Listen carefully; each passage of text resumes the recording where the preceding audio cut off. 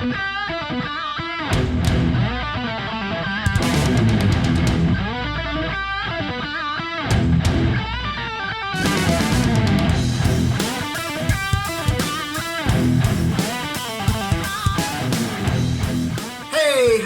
how are you? I am Burke and you're watching Road Odyssey.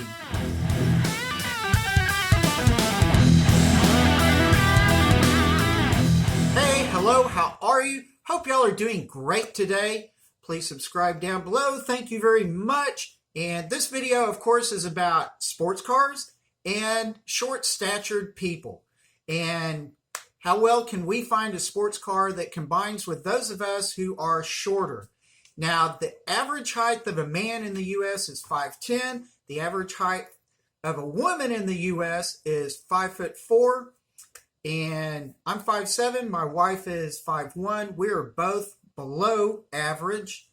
And so finding a really good sports car for us is a little bit of a task. Now, I'm going to show you things in here that you can do to make the car adapt to you. And what sports cars were the best that we tested out in terms of just the sports car, no alterations, no pillows, no rail risers, nothing. So that's what I'm going to touch on in this video, and I hope you enjoy it. Let's move on. The main features that I looked at in these sports cars were the hoods, if they're short or if they had a low profile, the size of the windows, the steering wheel, if it was adjustable, tilt or telescopic or both, and how adjustable the seat was. Now, the window visibility and the seat adjustment implies also how easy it was to see out of the side window. As I said before, you can get seat cushions. Just make sure they're the width of the seat, and you might want to get a wedged shape, and just make sure they're safe. You can also get pedal extensions, and you may investigate seat rail risers or spacers, or just change the seat out completely. Now it's story time with Burke. I begin my story with finding that right car for my wife. Well, we got the C5 2000 salvage title Corvette. And she really enjoyed it, but she was really kind of afraid. You can see where her sight line is, and when she drove it, her depth perception on the right hand side was not very good. You can see how she's driving the white line, and when she's looking out over the steering wheel, she's got her head cocked back, and you know, it was just hard for her to drive. She never really tried putting a pillow under herself or making the car adapt to her. So we made no changes to the car because we knew we probably would end up selling it anyway. But the C5 is a very good car for those of y'all who are short. Just a quick side note, my wife also drove the C6 some, and the visibility for her was virtually the same as the C5. Next is the Toyota 86, also known as the FRS or BRZ. They have short hoods and well-sloped hoods, but a little boxy. The seating position is good. You can see my wife sitting here, not really much of a problem, just a little bit of a tilt to look over the front. Good visibility on these cars, and you sit in them high enough that you can see over the window sills on either side fairly well. When the C8 Corvette came out, my wife and I went and took a look at it. She hopped in the driver's seat, and the front visibility was good. The front hood is not very long, and it slopes down well, and so she can see out of the front well. And I'm not so sure that the sides were that good, because even looking at Street Speed 717, that's Mike, his visibility out of the front was good, but out of the side you can see he's sunk down in it, and that side window sill is pretty high. The same when I checked out Amelia Hartford. She's kind of sunk down in there. Front's good, side not so good. But The Corvette forums claim that, hey, visibility out of the C8 Corvette is great for short people. Although if you are 5 foot or less, you could have noticeable difficulties. After giving away the C5 Corvette, I wanted to find my wife the perfect sports car for her stature. So I began looking out on the internet. So I found this article from Autobytel, and it had several cars, namely the Porsche. Here's another article by The Modest Man, also mentioned the Porsche and other cars. And here's an article from Quora. So cars like the 86, the Jaguar F-Type, a Porsche again, and the Miata. So I really dug into this and came up with a complete list of cars to look at, and here's that list. This list includes sports cars from the articles and from what other people have mentioned to me. The next thing I did was begin at the top of the list and start looking at these cars with my wife. Here is the Porsche 911 Carrera 2005 model. The front slopes down great. The front of the car is about 50 inches from the windshield, a little bit longer than the FRS BRZ 86. Seating position is excellent. A little bit of a hump where the steering wheel and front dash is. Virginia shows with her hand where her vision is. She was very comfortable with it. The side window sills are lower than almost every car we looked at. Her depth perception is enhanced because of the good visibility, and the blind spots on either side are also non-existent. We kind of like the Mercedes-Benz SLKs. This was a SLK 300, and she could drive this around and see out of it fairly well.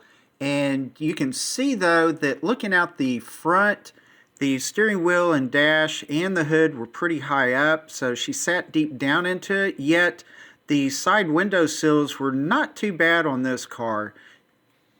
Our cruising buddies Doug and Kathleen have this beautiful XLR, and we spotted one at a dealership. Virginia hopped into it, and honestly it is fairly close to a C5 or C6 Corvette.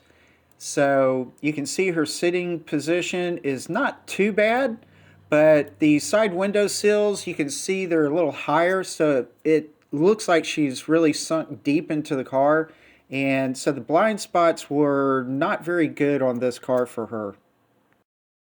We had this Cooper for sale in my town, and so I just went ahead and got some pictures of it because Coopers are a car that a lot of smaller people could probably easily drive. We didn't test this, but had to get it on the list because I know a lot of people love these cars. We ran across this Miata. It was a very lovely car, and Virginia immediately hopped into it. She liked it a lot more than she thought, and the seating position was great. She can see very well over the steering wheel and front dash, and the seating position was perfectly fine.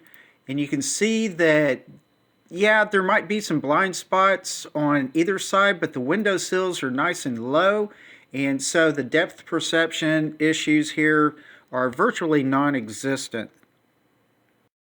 While at the same dealership, there was a S2000. People really love these cars, just like the Miatas, and Virginia just kind of sat into it real quick to get an idea. And it was not as good as the Miata. It was more like the Corvettes. We also tested out the Maserati GrandTorismo. This thing is beautiful. Very luxurious car. But, you know, it turned out to be pretty much like a Corvette as well. And now she was very comfortable in this car. And looking through the front was not an issue. Looking to the sides was not that bad. But the main problem was this big hump where the steering wheel is and that front dash. That really impeded her view a lot. And, you know, she sat down in the car a little bit more deeply than what we wanted, but it really wasn't any deeper than a Corvette, the 86, cars like that. At this point in time, we took a breather and began comparing all the cars.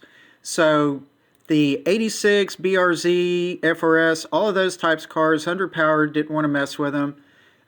Did not want to go back to a Corvette or Cadillac or SLK, any of those types of cars. She wasn't thrilled with them. So it turned out that the Porsche and the Miata were the best. And, we used the C5 Corvette as the gauge because she has a lot of experience with it. And you can just kind of see, she can just really see out of the Porsche. And that was her favorite choice at this point. I came across this Jaguar F-Type. Beautiful car, almost identical to the Toyota 86 or the FRS or BRZ. Beautiful car, pretty luxurious. The wife really loved this car, sat in it, and the steering and front dash were pretty easy to look over. And so she really liked this. She felt very comfortable. Looking out the front was very simple, no impediments there. And, seating position was great. A little bit into it, the window sills are a little bit above the shoulder.